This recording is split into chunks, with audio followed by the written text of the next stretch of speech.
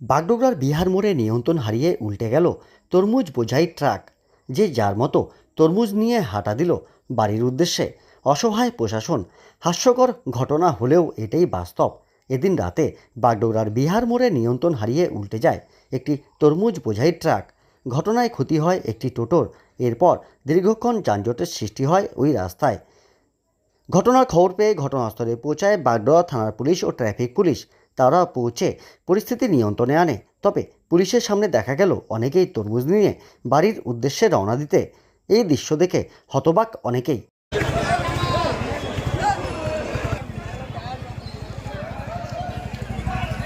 আমি বিহার মোড়ে মানে আপার থেকে প্যাসেঞ্জার নিয়ে আসছি, ও বললো এটিএমে আমি টাকা নেব। টাকা নিতে গেলো ও সিটিতে থাকবে না, কোথায় ভাড়া থাকে জানি না। আমি ওটা আমি যারাই আসছি ওখানে এই গাড়িটা এসে মেরে দিল। কয়টার দিকে ঘটনা?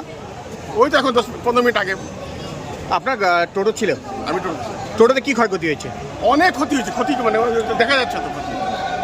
আপনার নাম? জিতেন্দ্র ঠাকুর। উঠেছে ঘটনা কি, ট্রাকটা স্পিডে আসতেছিল, তো এখানে টার্নিং করার সময় ডিসব্যালেন্স হয়ে পাল্টি খেয়ে গেছে। কি ছিল এতে? তরমুজ ছিল। ক্ষয়ক্ষতি? ক্ষয়ক্ষতি কিছু, গাড়িটা পাল্টি হয়েছে আর সব তো পড়ে গেছে, লুটপাট হয়েছে তরমুজ। আর একটা টোটো ছিল সামনে, টোটোটা ক্ষতি হয়েছে। গাড়ির চালক সহচালক? গাড়ির ড্রাইভারের ক্ষতি হয়েছে, মাথাটা ফেটে গেছে, হসপিটালে নিয়ে গেছে ড্রাইভারকে এখন। আপনার নাম? আমার নাম সুরজ সরকার।